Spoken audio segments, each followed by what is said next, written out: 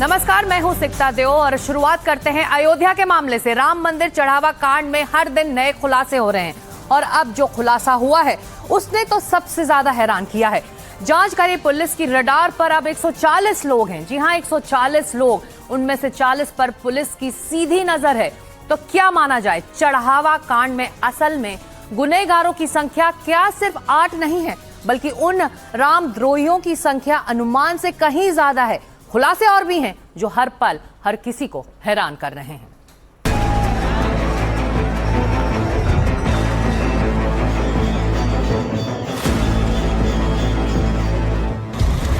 राम मंदिर में चढ़ावा गैंग का ऑक्टोपस सिंडिकेट। अब तक माना जा रहा था कि इनके अलावा 2-4 नाम ही और हो सकते हैं जो इस पूरे महापाप का हिस्सा होंगे, लेकिन अब जो जानकारियां सामने आई हैं, उसने आरोपियों के नंबरों पर हैरान करने वाला खुलासा किया है।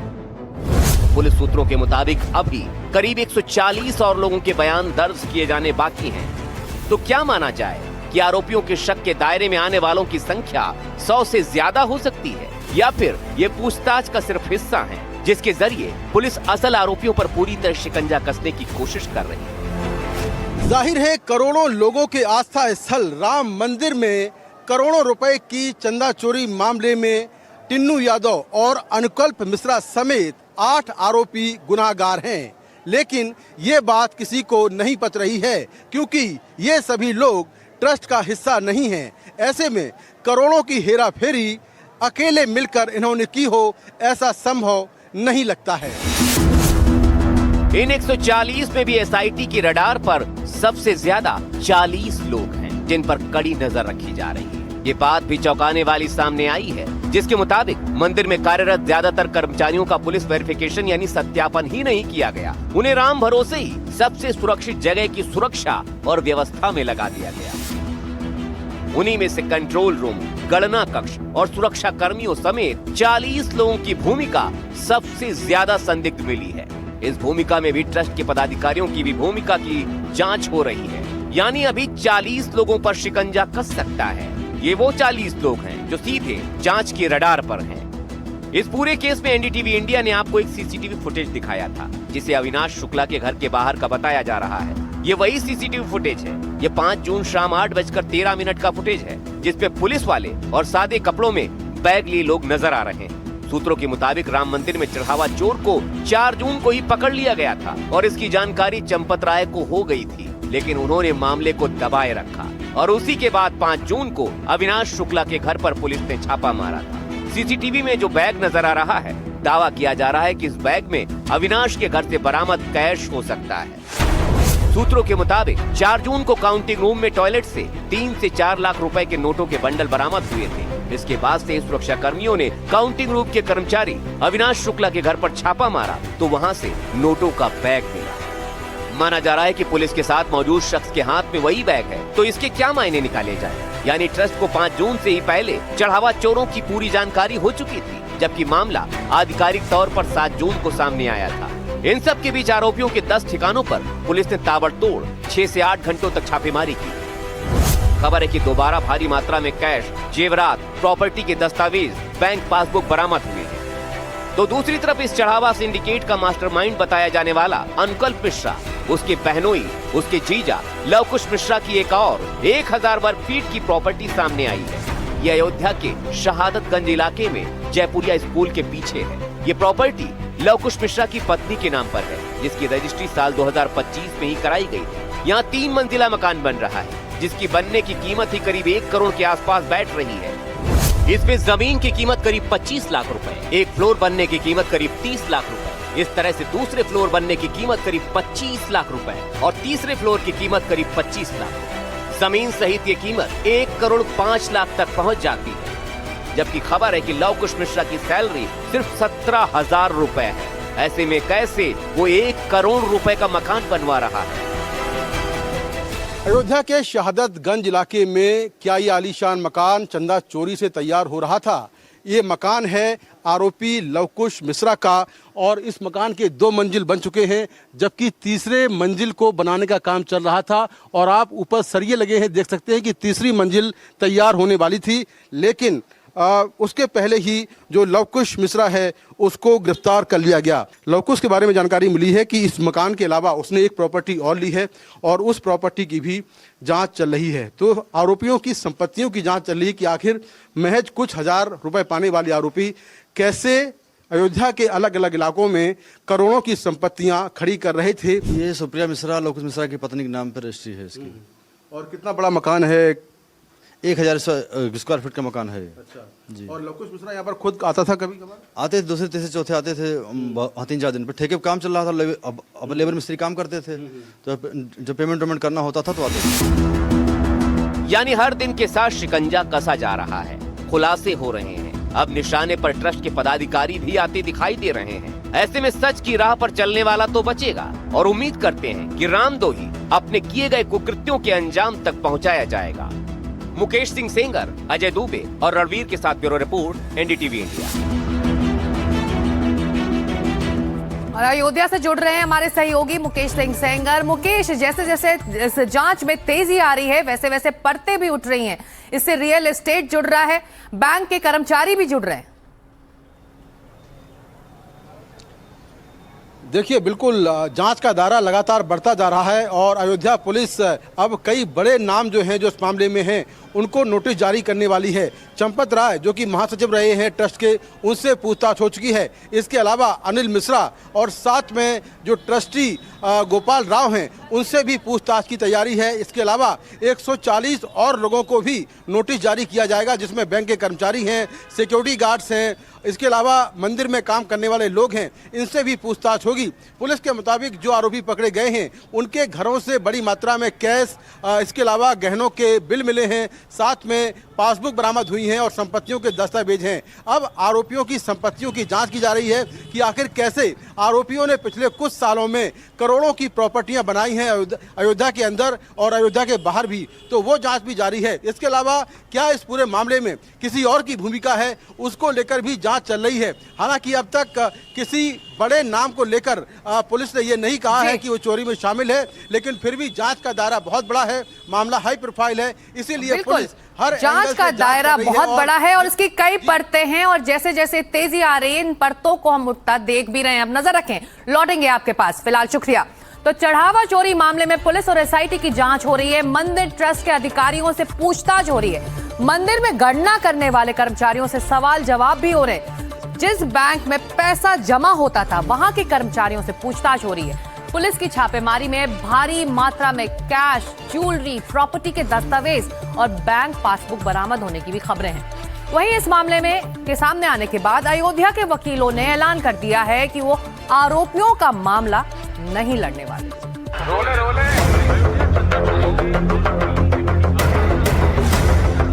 अयोध्या के राम मंदिर में जो कुछ हुआ वो सिर्फ पैसों की हेरफेर नहीं, बल्कि करोड़ों राम भक्तों की आस्था से खिलवाड़। एसआईटी की शुरुआती जांच के बाद एफआईआर दर्ज होती है। 8 नामजद आरोपी हैं, कई अनजान चेहरे भी हैं। इस घटना ने मंदिर के ट्रस्ट पर भी सवाल उठाए हैं। ट्रस्ट के बड़े अधिकारी भी जांच के घेरे में हैं। सोमवार को चढ़ावा चोरी मामले में चंपत राय का बयान आखिरकार दर्ज ही हो गया। अब अनिल मिश्रा और गोपाल राव से भी पूछताछ की तैयारी हो रही है। बताया जा रहा है कि इसके बाद चंपत राय दिल्ली चले गए। चंपत राय राम जन्मभूमि तीर्थ क्षेत्र के महासचिव। चढ़ावे की चोरी में अपने ड्राइवर और करीबी टिन्नू यादव की संदिग्ध भूमिका सामने आने के बाद इन्हें इस्तीफा देना पड़ा। हालांकि उनका इस्तीफा स्वीकार नहीं हुआ है, इस पर 11 जुलाई को फैसला होगा।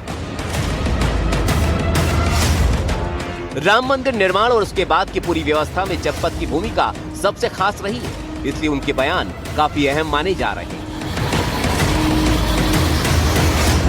राम मंदिर मामले में सभी 8 आरोपियों को अयोध्या की एंटी करप्शन कोर्ट ने 14 दिन की न्यायिक हिरासत में भेज दिया है। पुलिस सोमवार सुबह 10:30 बजे जेल में बंद 8 आरोपियों के खाते खंगालने के लिए एसबीआई की अयोध्या धाम ब्रांच पहुंची। जानकारी के मुताबिक 7 आरोपियों के खाते इसी ब्रांच में हैं। पुलिस ने बैंक स्टेटमेंट लिए। अब ये जांच की जाएगी कि मंदिर में नौकरी के बाद से उनके खातों में कितना पैसा आया। पुलिस ने बैंक के 2 कर्मचारियों को भी नोटिस दिया है।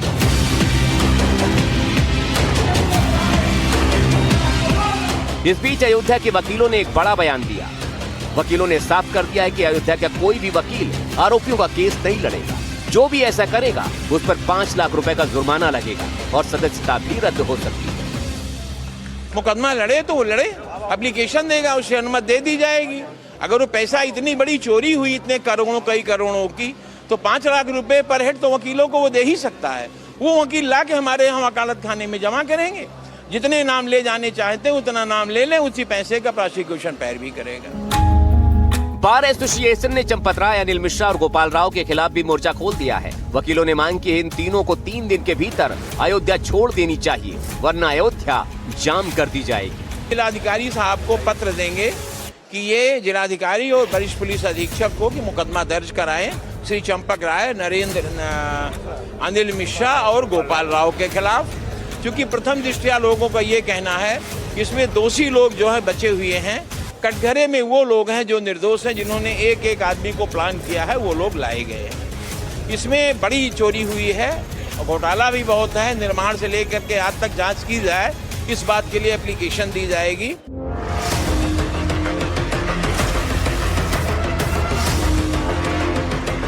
ट्रस्ट के अधिकारियों पर सवाल कई तरह के हैं। गणना कर्मियों को बचाने को लेकर भी सवाल उठ रहे हैं। जानकारी के मुताबिक करीब 3 महीने पहले ही चोरी की भनक लगने पर दान के पैसे गिनने वाले लोगों को हटाने की सिफारिश की गई थी, लेकिन ट्रस्ट के पदाधिकारी गणना कर्मियों के बचाव में आ गए थे और किसी को भी हटाने नहीं दिया गया। अब पुलिस इस दिशा में भी जांच कर सकती है। कुल मिलाकर चंपत राय और उनकी टीम के बाकी लोग अब सीधे तौर पर आरोपों के घेरों में हैं।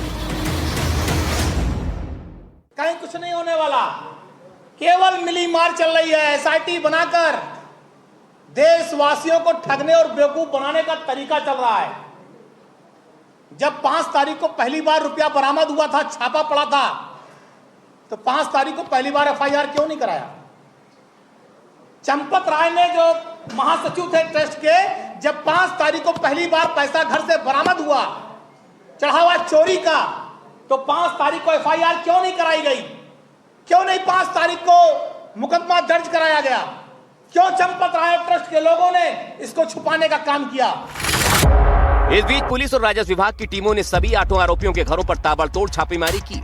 इस कार्रवाई का मुख्य उद्देश्य कैश की बरामदगी के साथ साथ मनी ट्रेल का पता लगाना भी है। पुलिस आरोपियों के परिजनों से पूछताछ कर रही है ताकि ये पता लगाया जा सके कि पिछले 4 साल में इस चोरी के पैसे से कहां-कहां संपत्तियां खरीदी गई या किन बैंकों में जमा की गई। अब तक 79 लाख से ज्यादा का कैश बरामद हो चुका है, लेकिन माना जा रहा है मंदिर के खातों से करोड़ों रुपए गायब। अयोध्या में मुकेश सिंह सेंगर, अजय दुबे और प्रमोद श्रीवास्तव के साथ रणवीर सिंह, एनडीटीवी इंडिया।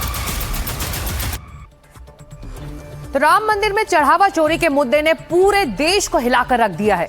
राम भक्तों में दर्द है। अपने अलग अलग शहरों में लोगों की प्रतिक्रियाएं जानी हैं और लोगों में गुस्सा साफ दिख रहा है। वहाँ की चीज़ जो ट्रस्ट की तरफ से ये जो खबरें आई हैं, जो बाहर आ रही हैं, जिसके सबूत भी मिल रहे हैं, जिसमें कुछ गिरफ्तारियां भी हुई हैं, कुछ लोग अरेस्ट भी हुए हैं, लेकिन अरेस्ट से, गिरफ्तारियां दिखाने से पब्लिक को संतुष्टि नहीं है, क्योंकि पब्लिक ने अपना घर से पैसा, अनाज जो भी हो सकता था दिया गया है। बर्दाश्त करने बात नहीं है। यदि इस पर सही से डिसीजन नहीं लिया जाता है तो ये बहुत दुर्भाग्य की बात होती है। चीज़ें निंदनीय अपराध है, क्योंकि जो भक्तगण है ये बड़े आस से आते हैं और चढ़ावा चढ़ाते हैं कि भगवान, मतलब मंदिर का कल्याण हो, लेकिन उसका दुरुपयोग हो रहा है। राम मंदिर में ऐसा घटना होने का मतलब है कि ये सरासर सरकार की लापरवाही है और यह बहुत ही चिंतन का विषय है और यह अशोभनीय कार्य है। ये हिंदुओं के हृदय पर घात है, ऐसा नहीं होना चाहिए था। ये बहुत दुखद घटना है। मुगलों ने क्या किया ये तो हमने पढ़ा था, लेकिन इन लोगों ने क्या किया ये हमने देखा प्रत्यक्ष। ये निष्ठा पर और राम भक्तों के ऊपर एक विश्वासघात है और ऐसा होना नहीं चाहिए। भक्तों का संग धोखा हुआ है, दोषियों को कड़ी से कड़ा सजा मिलना चाहिए। दुखद घटना है, ठीक है। हम लोग की आस्था उनसे जुड़ी हुई है और ऐसा होना नहीं चाहिए था। और जो ये चोरी किया है, जिसके ऊपर ये कार्रवाई होगी, वो बहुत कठिन कार्रवाई होना चाहिए और उनको कड़ी कड़ी सजा होना चाहिए, क्योंकि दोबारा ऐसा हो ना सके। बहुत गलत हुआ है। राम मंदिर के प्रति हम भक्तों की बहुत बड़ी आस्था है। जिसने भी ये कर्म किया है उसको बड़ी से बड़ी सजा मिलनी चाहिए। हम ब्रजवासी हैं, मंदिरों की नगरियों में रहते हैं। अगर इस तरह से मंदिरों में होगा तो भैया रखवाली करने वाले यही काम करेंगे, तो फिर उसका सुनवाई कौन करेगा? ये तो बहुत ही जघन्य अपराध है, जिसने भी किया हो। अभी तक हर जिन लोगों का नाम सामने आया है उन पर ही शक की सुई उठ रही है। हो सकता है इसमें और भी बहुत से लोग हों छुपे हुए।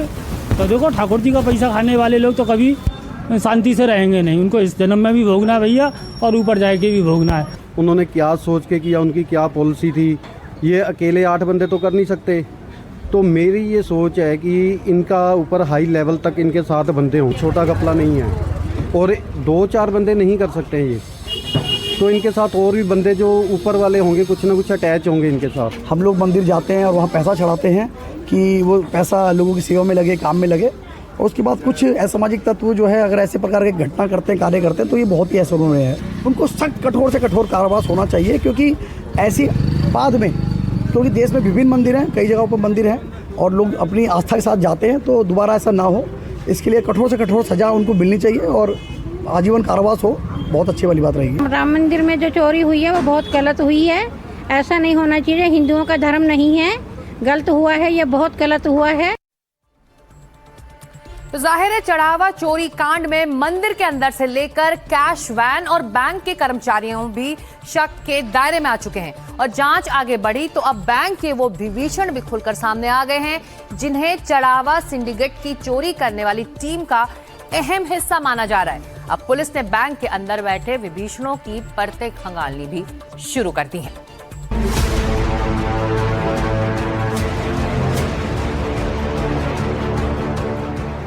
रामलला दरबार की कैश काउंटिंग का सेंटर, ये देखिए, ये बैंक है जिसमें राम दरबार को चढ़ने वाले पूरे पैसे को जमा किया जाता था। अब जब कड़ियां जोड़ी जाने लगी तो उसका एक प्रमुख हिस्सा स्टेट बैंक की तुलसी नगर की इस ब्रांच में आकर मिला।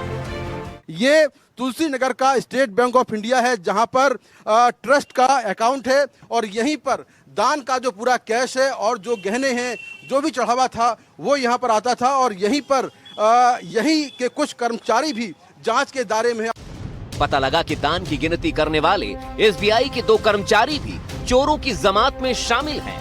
सिर्फ शामिल नहीं है, बल्कि चोरों की जमात की एंट्री के मुख्य कर्ता धर्ता और मास्टरमाइंड भी माने जा रहे हैं। उनमें से एक का नाम रत्नेश है और दूसरे का नाम गगनदीप। ये दोनों बैंक के पेरोल पर हैं, सरकार से पैसे ले रहे हैं, और फिर भी रामलला के दरबार में हो रहे पाप का हिस्सा बने हुए थे। वहां के पवित्र दान के पैसों से अपना काला साम्राज्य, अपना काला पैसा बना रहे थे, उससे काला साम्राज्य तैयार कर रहे थे। खास बात यह है कि जो पकड़े गए 8 लोग हैं, उनमें टिन्नू यादव और सुभाष श्रीवास्तव को छोड़कर बाकी बचे सभी 6 लोग, जिनमें अनुकल्प और लवकुश भी शामिल हैं, वो सभी आउटसोर्सिंग स्टाफ हैं, जिन्हें दान की काउंटिंग और पैसे को सुरक्षित SBI बैंक तक पहुंचाने की जिम्मेदारी दी गई थी। उन सभी 6 पर निगरानी की जिम्मेदारी भी गगनदीप और रत्नेश पर थी। सबसे हैरानी वाला खुलासा तो ये हुआ है कि ये सभी कर्मचारी बैंक के कहने पर रखे गए थे, लेकिन इनमें बैंक के बजाय ट्रस्ट से जुड़े लोग ही शामिल थे। अब पुलिस बैंक का पन्ना पन्ना टटोलकर बार बार पहुंच रही है। आप देख सकते हैं कि किस तरह से बैंक के अंदर जाकर जो पुलिसकर्मी हैं, उन्होंने कुछ दस्तावेज यहां से जब्त किए हैं, और साथ में कुछ जो कर्मचारी हैं उनसे भी पूछताछ की है, और दस्तावेज लेने के बाद जो टीम है वो यहां से निकल चुकी है। पुलिस की टीम हर दिन के साथ सबूत जुटा रही है। बैंक के दोनों कर्मचारियों के खिलाफ पुख्ता साक्ष्य मिल चुके हैं। दोनों की मिलीभगत से ही पूरा खेल चल रहा है। तो दूसरी तरफ खुद SBI ने इस मामले पर बहुत बड़ा खुलासा किया है, जिसके मुताबिक 3 महीने पहले SBI ने चोरी की भनक लगने पर गणना कर्मियों को हटाने की सिफारिश की थी। आउटसोर्सिंग कंपनी इन्हें हटाने ही वाली थी, लेकिन ट्रस्ट के पदाधिकारी चंपत राय और अनिल मिश्रा इनके बचाव में आ गए, यानी इन आरोपियों के बचाव में आ गए।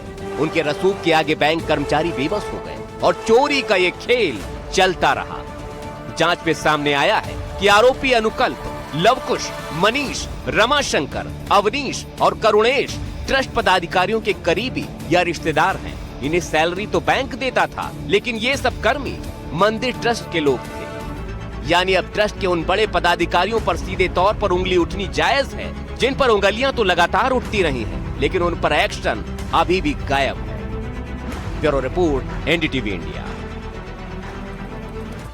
और इस बीच दान चोरी पर NDTV की बड़ी पड़ताल हुई है, और सूत्रों के हवाले से खबर आई है कि दान को लेकर यह बड़ी खबर कि चोरी के खुलासे के बाद मंदिर में दान बढ़ गया है। 7 जून से पहले हर दिन 16 से 18 लाख रुपए दान हुआ करते थे। विवाद के बाद हर दिन 22 से 24 लाख रुपए का दान दर्ज हुआ है। हर दिन के औसत दान में बढ़ोतरी देखी जा रही है। बढ़ोतरी के बाद दान को लेकर सवाल उठ रहे हैं। क्या हर दिन जो चोरी होती थी वो 5 से 6 लाख की होती थी? तो ये बड़ा सवाल है, क्योंकि विवाद बढ़ने के बाद दान में बढ़ोतरी भी देखी गई है। चलते सीधे हमारे सहयोगी रणवीर सिंह के पास। रणवीर, इस पूरे मामले को लेकर आस्था और जो विश्वास से जुड़ा ये पूरा मामला, ये मंदिर है, इसमें जब ये सामने आ रहा है तो ऐसे में भक्तों का जो दान है उसमें किसी तरह की कमी नहीं देखी गई है, और आप जो आंकड़े बता रहे हैं ये उसी को बयां करते हैं। देखिए, राम मंदिर बनने के बाद यहाँ पर जो फुटफॉल की बात करें तो 50,000 से 1 लाख लोग आते हैं डेली, और इसमें जो चढ़ावा आता है ये बताया जा रहा है कि 7 जून के पहले, यानी अखिलेश यादव के आरोप लगाने के पहले औसत अगर देखें तो 16-18 लाख रुपए के आसपास रोज़ SBI में जमा होता था, क्योंकि 3 अलग अलग बैंक में अकाउंट थे, जिसमें से एक वो SBI का अकाउंट था जिसमें डेली का चढ़ावा जमा होता था। बाकी जो 2 बैंक थे वहाँ पर FD की जाती थी। तो ऐसे में जो SBI में चढ़ावे का रोज़ पैसा जमा होता था उसका औसत 16-18 लाख रुपए के आसपास था। और चूंकि वीकेंड्स में सैटरडे संडे भीड़ ज़्यादा होती थी और बैंक कई बार सैटरडे संडे दोनों दिन या कई बार संडे तो बंद रहता मैं आपके पास आऊंगी इस वक्त। अखिलेश यादव हमारे सहयोगी मनोरंजन भारती के साथ वर्ल्ड रिकॉर्ड बना रहे थे अयोध्या जाने का, और कोई ऐसा मौका नहीं है जब वो प्रभु श्री राम के दर्शन न किए हों। और अगर इस प्रदेश के इतने बड़े मुख्यमंत्री हैं और जो जीरो टॉलरेंस और लॉ एंड ऑर्डर पे इतनी बड़ी बात करते हैं, उनके पास ये भी तंत्र नहीं है कि कोई बता दे कि चढ़ावा में इतनी बड़ी चोरी हो रही है। और फिर सवाल सबसे बड़ा ये खड़ा होता है कि जो ट्रस्ट की अगर जांच कर रही है SIT, आपने रिपोर्ट किसको दी है? आपने रिपोर्ट किसको दी है? सवाल तो सबसे बड़ा ये भी है, अगर आपने जांच की है और जांच SIT किसने बनाई है? SIT किसने बनाई और जांच किसको दी गई है?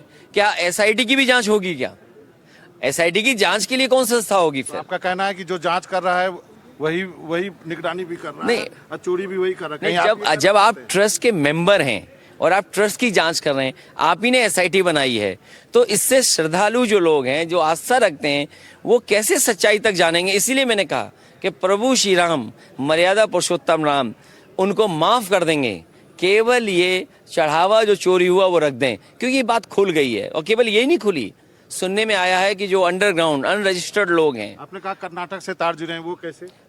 मैं नहीं कह रहा हूँ, एक अयोध्या वासी जानता है कि कुछ चढ़ावा कर्नाटक तक जाता था। और सुनने में ये आया है कि अंडरग्राउंड और जो अनरजिस्टर्ड लोग हैं, संगी साथी, जो चुनाव के मैनेजमेंट रखते थे, जो चुनाव में जगह जगह पर लोगों को भेजते थे, जो फर्जी वोट भेजा जाता था, उसके वो हेड थे, वहां तक कुछ चढ़ावा पहुंचा है। तो आप इसको SIR से जोड़ के देख रहे हैं, चुनाव से जोड़ के? नहीं, उनकी जिम्मेदारी ये है कि वो पूरे देश में वोट का मैनेजमेंट करते थे। तो उत्तर प्रदेश के लोग इंतजार कर रहे हैं कि कम से कम वो आए तो हम उनसे सवाल तो करें।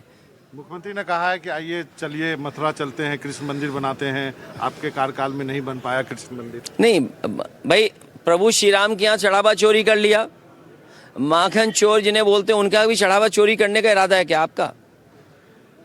तो आप कहाँ कहाँ चोरी करना चाहते हैं? भाई, आपको पहले अपनी क्रेडिबिलिटी साबित करनी है। आप अपनी क्रेडिबिलिटी तो साबित करें, इधर उधर की बातें ना करें। पूरा देश जानना चाहता है कि चढ़ावा कहाँ गया है। और जब CCTV में वो रिकॉर्डिंग है, फुटेज है। एक नारा भी दिया है आपने कुछ? नहीं, मैंने नारा ये दिया कि भारतीय जनता पार्टी के शब्दकोश में न धर्म है न शर्म है। एक और मुद्दा है जो जिसके लिए आपने बहुत इस पे किया, पेपर लीक और जो एजुकेशन सिस्टम है उसके ऊपर। पेपर लीक कैसे रुकेगा? देखिए, पढ़ाई आसान हो, पढ़ाई में परीक्षाओं में आसान तरीके से चीज़ों को व्यवस्थित किया जाए। सरकार को कम से कम ये निश्चित करना चाहिए पेपर लीक ना हो, परीक्षाएं रद्द ना हो। और इसलिए क्योंकि बहुत सारे नौजवानों का भविष्य जुड़ा हुआ है और भविष्य से आप खिलवाड़ कर रहे हैं। और आज के समय पर अगर हम ये नहीं तय कर सकते कि परीक्षा कैसे होगी, तो आज टेक्नोलॉजी है आपके पास, और अगर कहीं कोई ऐसी बात होती है तो दोषी के खिलाफ कार्रवाई क्यों नहीं कर रहे हैं आप कार्रवाई क्यों नहीं कर रहे हैं? करोड़ों लोग इससे जुड़े हुए हैं। मान लीजिए नीट का परीक्षा का इतना पेपर लीक हुआ, करोड़ों लोग परिवार जुड़े थे, उन बच्चों ने आत्महत्या कर ली, दोबारा उनको एग्जाम लिखने लगा। आपको लगता है ये नेशनल इशू है और इंडिया गठबंधन? नहीं, ये बीजेपी के लिए इशू है। ये बीजेपी को सीरियस लेना। जब आप विकसित भारत अमृत काल की बात कर रहे हैं और आपके यहाँ पेपर लीक हो रहा है, आप दुनिया के में वर्ल्ड इकोनॉमी के वर्ल्ड फोरम पे ये आप जाते हैं और आपके करोड़ों परिवार इस बात के लिए परेशान है कि आप पेपर नहीं करा पा रहे हैं। आप दुनिया के प्लेटफॉर्म पे खड़े होना चाहते हैं, लेकिन आप एक सामान्य पेपर नहीं करा पा रहे हैं, पेपर लीक हो रहा है। आप एयरफोर्स से क्वेश्चन पेपर भेज रहे हैं। क्या दुनिया में ये उदाहरण बनेगा हमारे भारत का? पिछले दिनों एक अग्निकांड हुआ यहाँ पे, उसके बाद आपने बहुत कुछ कहा, उसको भ्रष्टाचार से जोड़ा है। देखिए, जो बच्चों की जान गई है लखनऊ में, जो बच्चे बच सकते थे, हमारे अगर फोर्स को सही इक्विपमेंट मिलते, ट्रेनिंग अच्छी होती, तो शायद वो दीवार तोड़ देते, और समय पे दीवार तोड़ देते तो सफोकेशन से मरते नहीं। जलने वालों की संख्या कम है, जबकि सफोकेशन से मरने वालों की संख्या ज़्यादा है। तो ये दोषी कौन है? दोषी तो सरकार है ना। इसके लिए सरकार आखिरकार भ्रष्टाचार कर रही थी, और भ्रष्टाचार इसलिए कर रही थी क्योंकि नियमों का पालन नहीं करना है उन्हें। आपने क्यों कहा कि 2027 का चुनाव अंतिम होगा? मैंने अंतिम इसलिए कहा, बंगाल का चुनाव देखने के बाद सेंट्रल फोर्स से आप चुनाव लूट लेंगे। आप कैसे चुनाव लड़ेंगे? आप ईडी सीबीआई इनकम टैक्स लगा देंगे। कभी हिटलर ने भी यही किया था। हिटलर ने उस समय के अपने जर्मनी के पार्लियामेंट में जो कानून अपने लिए पास करना था, फोर्स लगा करके कानून पास कर दिया था। ये 60-70 साल पुरानी बात है, और मुझे तो लगता है यही दोहराना चाहते हैं। बंगाल में चुनाव हुआ, क्या हुआ? आप ये नारा दे रहे थे 400 पार का, और जनता ने समझ लिया कि आप वोट के अधिकार पाने के बाद वोट से आप संविधान बदलेंगे। जनता ने उन्हें नहीं जीतने दिया। जो वोट से नहीं कर पाए, वो अब सांसद खरीद के करना चाहते हैं। तो आप सांसद को क्यों डरा रहे हो? जिस तरह से टीएमसी टूटी, शिवसेना टूटी, क्या आपको लगता है कि समाजवादी पर भी नजर रहेगी उनकी? नहीं, हमारी इसलिए नहीं टूटेगी, हमारी पीढ़ियों से जुड़े लोगों की पार्टी है। और फिर क्या हमारे टूटने के बाद ही गिनती पूरी होगी? बीजेपी इतने गेम खेलते हैं, उन्हें गिनती पता है, उनको गिनती क्या चाहिए। लेकिन मैं तभी तमाम सांसदों से कहना चाहता हूं कि अगर ये बिल पास हो गया, जो महिला आरक्षण के साथ साथ डिलिमिटेशन का जो बिल पास हो रहा है, उसके बाद बहुत सारे सांसद चुनाव नहीं लड़ पाएंगे। जो आज बिल पास करेंगे, भविष्य में वही नहीं चुनाव लड़ पाएंगे। इसलिए अपने भविष्य के बारे में जरूर सोचें। आपके ममता बनर्जी से बड़े अच्छे रिश्ते हैं, आप गए भी कलकत्ता, आपके डीएमके से भी अच्छे रिश्ते हैं। क्या आप चाहेंगे डीएमके इंडिया गठबंधन में आए, कुछ कोशिश करेंगे? नहीं, मैं डीएमके के सभी नेताओं से बड़े अच्छे संबंध हैं, और डीएमके का जो इशू है वो जेन्युइन है। मैं आपसे डिस्कस नहीं कर सकता हूं, लेकिन जब इंडिया गठबंधन की बैठक हुई तो जो हमारा कंसर्न था, जो हमें अपनी बात कहनी थी, उस प्लेटफॉर्म पे मैंने कही, और वो उस बात को अगर सब मानेंगे, रीजनल फोर्सेस की, रीजनल पार्टीज की अपनी बातों को सम्मान के साथ अगर बड़े दल स्वीकार करेंगे, तो इंडिया गठबंधन और मजबूत होगा। आपने कहा कि इनकाउंटर और जितने भी बुलडोजर चले हैं उसमें अधिकतर पीडीए के लोग, जो आंकड़ा दिखाई दे रहा है, घर पीडीए के टूटे हैं, इनकाउंटर फेक पीडीए के हुए हैं, और जो इनकाउंटर करने वाले हैं वो भारतीय जनता पार्टी के मुख्यमंत्री के सुजाती लोग हैं। और ये मैं नहीं कह रहा हूँ, 10 साल का आंकड़ा निकलवाइए। जिन लोगों का फेक इनकाउंटर हुआ है वो सब पीडीए के लोग हैं।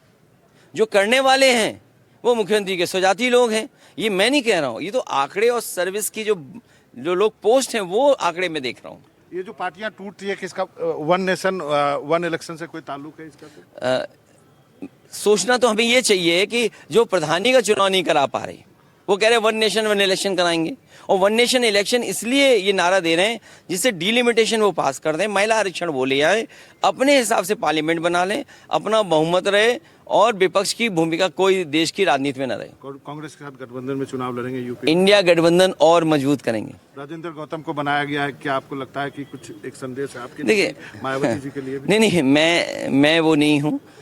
मैं पीडीए की ताकत, पीडीए का जन समर्थन, और जो पीड़ित दुखी हैं और जो अपमानित हो रहे हैं, उन्हें सबको पीडीए के अंदर ला रहा हूँ। अगर कोई भी लगता है पीड़ित दुखी अपमानित हो रहा है, तो हम पीडीए के लोग उनके साथ हैं। रास्ते खुले रखे, छोटी सी नहीं, सबके साथ। देखिए, जो गठबंधन हम लोगों ने अभी किया था, और 2024 में जिस पे रिजल्ट इतना अच्छा आया है, तो अब उस गठबंधन को और मजबूत करें।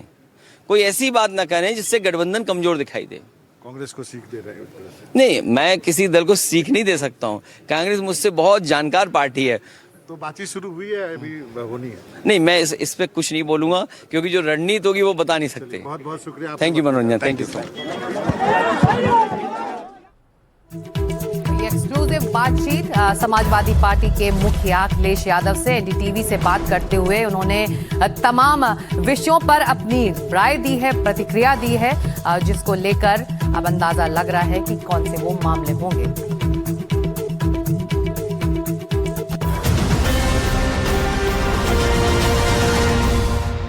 आप देख रहे हैं एनडीटीवी इंडिया और अब बात करते हैं पुणे के केतन हत्याकांड से जुड़ी खबरों पर, जहां एक के बाद एक नए खुलासे हो रहे हैं। सिया और चेतन को 3 दिन की पुलिस रिमांड में भेज दिया गया है।